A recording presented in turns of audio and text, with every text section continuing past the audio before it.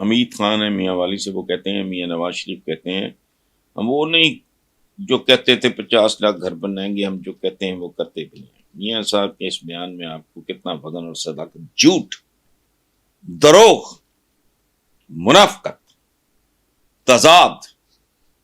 اور بات سنیں، ہندوستان کے بھی پولیٹیشنز ہمارے جیسے ہیں، بڑے کرپٹ، بڑے بے شرم، بڑے بے حیا، بڑے ڈاکو، بڑے چور، ان میں سے بھی کبھی کسی نے ہمت نہیں کی ایون فیلڈ بنا لے اور زرداری صاحب کی طرح سر محل۔ یہ کون لوگ ہیں؟ وہ خدا کا واسطہ یار حمید خان صاحب، میاں والی سے آپ کا تعلق ہے، کس طرح کا سوال پوچھ رہے ہیں؟ میاں نواز شریف کی بات میں صداقت اور وزن ذاتی بہت ہے۔ وہ جو کہتے ہیں معیشت ٹھیک کر دوں گا، بات وہ بھی بات ٹھیک ہے، ذاتی معیشت کون لوگ تھے یہ؟ چھوڑو، یہ تو کامنٹ کرنے کے قابل ہی نہیں۔ یہ دہائی تو میں دے رہا ہوں 30 سال سے کہ ملک کھوکھلا ہو جائے گا، کھوکھلا ہو چکا ہے۔ دوسری بات، یہ 3-4 دن پہلے سما کے ہی ایک پروگرام میں میں نے حوالہ دیا تھا، اس وقت ورلڈ بینک کی جو آپ رپورٹ کی بات کر رہے ہیں اس وقت نہیں آئی تھی۔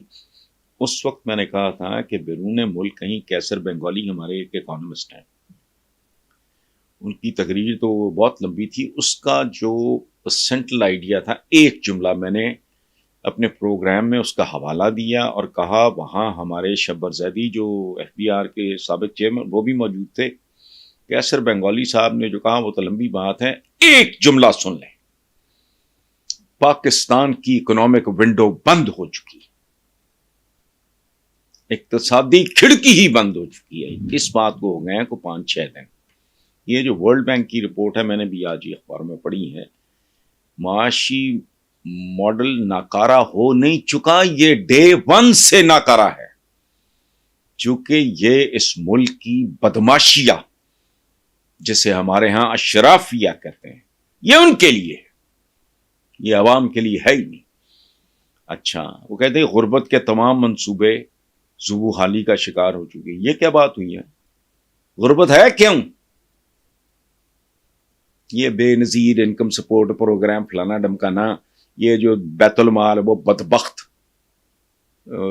زکاتیں بانٹنے جس نے رواج ڈالا تھا، اس منافق نے، اس احسان فراموش نے، جس ضیاء الحق کہتے ہیں، غربت 75 سال بعد تو ڈوب مرو ہے۔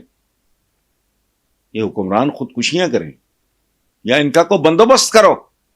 آگے معاشی ترقی کے فوائد اشرافیہ تک محدود ہو چکے ہیں، پاکستان اپنے ساتھی ملکوں سے پیچھے رہ گیا ہے۔ وہ بھائی یہ آگے نکلا کب تھا؟ ایک تو فیزز آئی ہیں جو بہتر، ایوب خان کا جو مناظرہ بہتر تھا، پرویز مشرف صاحب کا جو مناظرہ، باقی تو سیاست دان اس ملک میں کب سے کہہ رہا ہوں یار، 32-33 سال ہو گئے کالم لکھتے، 11-12 میرے مجموعے ہیں، کئی بار چھپ چکے ہیں، پتہ نہیں لوگوں تک بات پہنچی نہیں پہنچی، پتہ نہیں کون پڑھتے رہے اس کو، انہوں نے آگے شیئر نہیں کیا۔ میں مسلسل کہہ رہا ہوں، یاد رکھیں، کوئی گھر ہو، کوئی قبیلہ ہو، کوئی قوم ہو، اس کی اکانومی راتوں رات برباد نہیں ہوتی۔ یہ راتوں رات والا کام نہیں ہے، یہ کوئی بجلی کا سوئچ نہیں ہے، یوں کیا تو آن، یوں کیا تو آف، نو، وہ برباد ہونے میں وقت لگتا ہے، اور جیسے اس کی بربادی میں وقت لگتا ہے، راتوں رات نہیں ہوتا، اسی طرح قوموں کی معیشت کی بحالی میں بھی وقت لگتا ہے، راتوں رات۔ یہ بکواس کر رہے ہیں سارے جو سیاستدان اس وقت جھوٹ بول رہا ہے، ہمیشہ کی طرح، کوئی نئی بات نہیں ہے کر رہے۔ دیکھیں بات سنیں، پاکستان جب بنا تو عوام کی قربانیوں کے نتیجے میں بنا، جس کو لیڈ کر رہے تھے قائد اعظم، جانیں دیں، بیٹیاں اٹھوائیں، بہنیں اٹھوائیں، یہ عوام نے کیا سارا کچھ۔ نتیجہ میرے کئی کالم ہے اس بات پہ کہ میں 14 اگست نہیں مناتا، چونکہ 14 اگست اصلی آئی نہیں، پاکستانی عوام کے صرف حکمران تبدیل ہوئے ہیں، یہ رعایا ہی ہیں، پہلے گورے کی رعایا تھے، اب یہ کالے پیلے نیلے بد شکلے اب ان کی رعایا ہیں۔ 14 اگست 1947 یوم آزادی کالم ہے میرے، 20 سال 25 سال 30 سال 18 سال پرانے کتابوں میں محفوظ ہیں. ڈھونڈنا مشکل ہوگا اخباروں میں، کتابوں میں تو اچھا. یہ ہوا ہی کبھی نہیں جب تباہی مچی، لوگوں کے خاندان اجڑ گئے، پرکھوں کی قبریں پیچھے رہ گئیں، لوگوں کی مائیں بہنیں بیویاں بیٹیاں اٹھائی گئیں. ان بدترین حالات میں بھی پاکستان پہ 1 روپیہ قرضہ نہیں تھا، بلکہ شاید، میں فگر شاید غلط بول رہا ہوں گا، مجھے یقین ہے کہ ٹھیک ہے لیکن شاید یادداشت اس عمر میں اتنا ساتھ نہیں دیتی، 75 کروڑ روپیہ انڈیا نے پاکستان کا دینا تھا. اس بات پہ گاندھی جی نے مرن برت رکھا کہ بھلے ہمیں علیحدگی پسند ہے یا نہیں ہے، جو بھی ہے یہ پاکستان کا حق ہے، اس کو دو. یہ میں نہیں کہہ رہا، تاریخ کہہ رہی ہے. کھا گئے یہ کون؟ یہ سرے محل اور یہ کیا کہتے ہیں اس کو، ایون فیلڈ. اندازہ ہے ان کی کن کن بر اعظموں میں جائیداد نہیں. ایون فیلڈ تو ننگا ہو گیا، آج تک اس کا آگا پیچھا کوئی نہیں.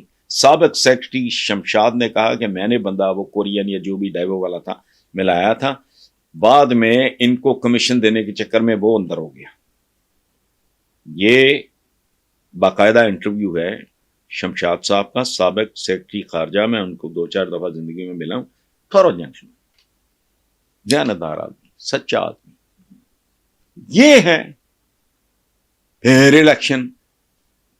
لوگ کہتے ہیں مجھے جمہوریت پسند نہیں، میں کہتا ہوں یہ جمہوریت ہے ہی نہیں.